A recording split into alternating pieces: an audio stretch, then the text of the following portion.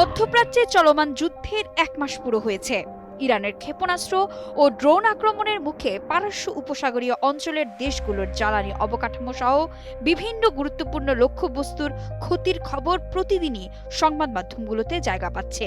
কাতার, Kuwait এবং Saudi আরবের তেল স্থাপনায় সাম্প্রতিক আক্রমণ বিশ্বজুড়ে জ্বালানি সরবরাহের জন্য বড় ঝুঁকি হয়ে দাঁড়িয়েছে। গত 28 ফেব্রুয়ারি ইসরায়েল ও যুক্তরাষ্ট্রে শুরু করা ওই সংঘাতের অন্যতম প্রধান লক্ষ্য হয়ে গেছে ইরানের ক্ষেপণাস্ত্র ও ড্রোন সক্ষমতা ধ্বংস করা। বিষয়টি খুব চ্যালেঞ্জিং বলে প্রমাণিত হচ্ছে। ইরান বর্তমানে মধ্যপ্রাচ্যের সবচেয়ে বড় ব্যালিস্টিক ক্ষেপণাস্ত্র ভান্ডারের অধিকারী। মার্কিন গোয়েন্দা সংস্থার ধারণা, দেশটি 2000 কিলোমিটার পাল্লার ক্ষেপণাস্ত্রের একটি সীমা বজায় রেখেছে, যা দিয়ে ইসরায়েলে আঘাত হানা সম্ভব। তেহরান, শেমনান এবং কেরমানশাহ সহ উপসাগরীয় অঞ্চলের কাছে ইরানের অন্তত 5টি ভূগর্ভস্থ ক্ষেপণাস্ত্র নগরী রয়েছে। সেজিল, ইমাদ, শাহাব 3 এবং খোরামশাহর মতো উন্নত ক্ষেপণাস্ত্রের ভান্ডারও রয়েছে সেগুলোতে। সেজিল ক্ষেপণাস্ত্রের পাল্লা 2000 কিলোমিটার, এমাদ 1700 কিলোমিটার দূরে আঘাত হানতে পারে। 2000 কিলোমিটার পাল্লার ক্ষেপণাস্ত্র কদর, শাহাব 3 পাল্লা 1300 কিলোমিটার, খোরামশাহ 2000 কিলোমিটার এবং হোভেইজে ক্ষেপণাস্ত্রের পাল্লা 1355 কিলোমিটার। এগুলোর মধ্যে সেজিল ঘন্টায় 17000 কিলোমিটার গতিতে ছুটতে সক্ষম বলে জানা যায়।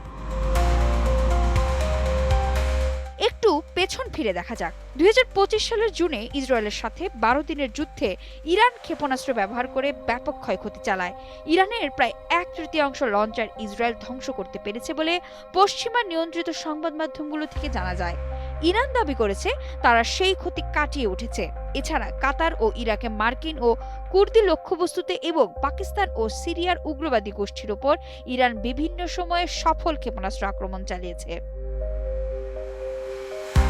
2023 সালের এক প্রতিবেদনে বলা হয়, ইরান রিভার্স ইঞ্জিনিয়ারিং এবং হালকা কম্পোজিট উপাদান ব্যবহারের মাধ্যমে ক্ষেপণাস্ত্রের পাল্লা বৃদ্ধি এবং ভূগর্ভস্থ ডিপো থেকে সেগুলো ছুটতে পারদর্শী হয়ে উঠেছে।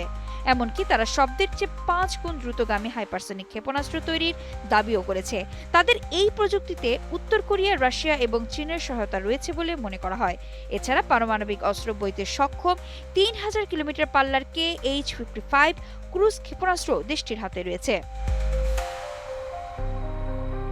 ইসরায়েলের দাবি, তারা শত শত লঞ্চার ও কারখানা ধ্বংস করে ইরানের ক্ষেপণাস্ত্র সক্ষমতা ব্যাপকভাবে হ্রাস করেছে। বিশ্লেষকদের মতে, ক্ষেপণাস্ত্রের তুলনায় ড্রোন উৎপাদন ও ব্যবহার ইরানের জন্য বেশি সহজ। অন্যদিকে ইরানের ইসলামিক বিপ্লবী রক্ষী বাহিনী এমন দাবি প্রত্যাখ্যান করে ক্ষেপণাস্ত্র উৎপাদন অব্যাহত রাখার কথা জানিয়েছেন।